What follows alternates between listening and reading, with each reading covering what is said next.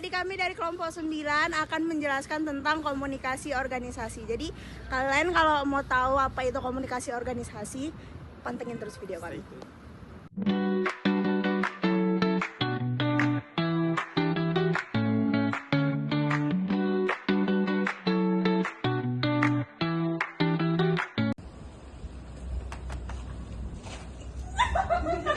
Pengertian komunikasi organisasi. Komunikasi organisasi adalah proses penyampaian dan pertukaran informasi di dalam organisasi, baik antara pimpinan dan bawahan maupun antara anggota, untuk membangun kesamaan pemahaman terhadap visi, misi, kebijakan, dan kegiatan organisasi.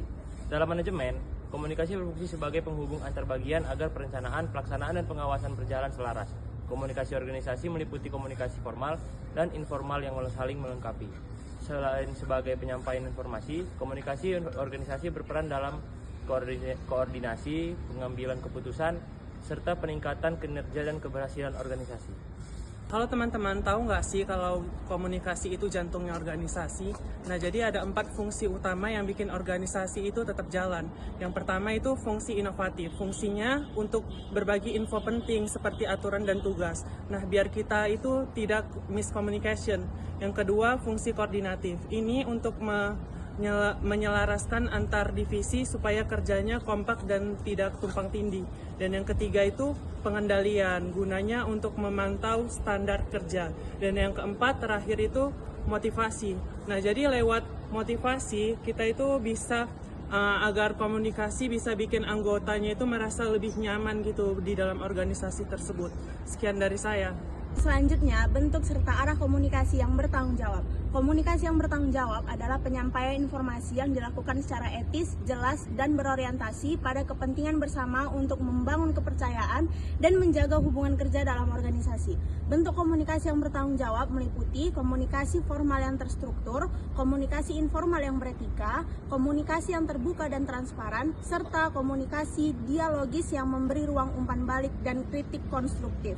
Arah komunikasi yang bertanggung jawab mencakup komunikasi dari atasan ke bawahan, dari bawahan ke atasan, komunikasi horizontal, antar anggota, serta komunikasi lintas bagian untuk menjaga koordinasi dan kelancaran kerja.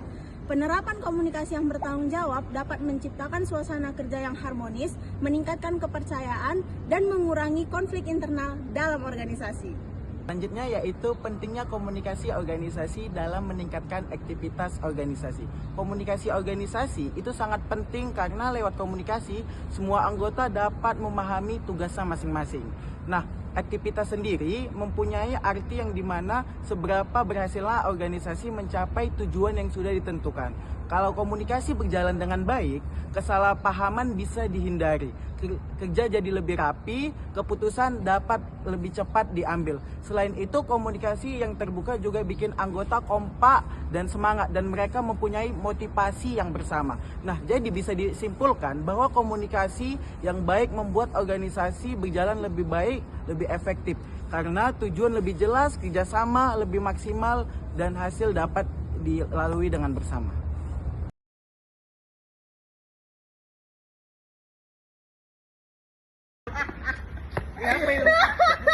Ada kamera. Aduh, kali. Jangan cepat-cepat lah, weh. Tidak dan Bertanggung jawab. Beli. Ya. Dadah.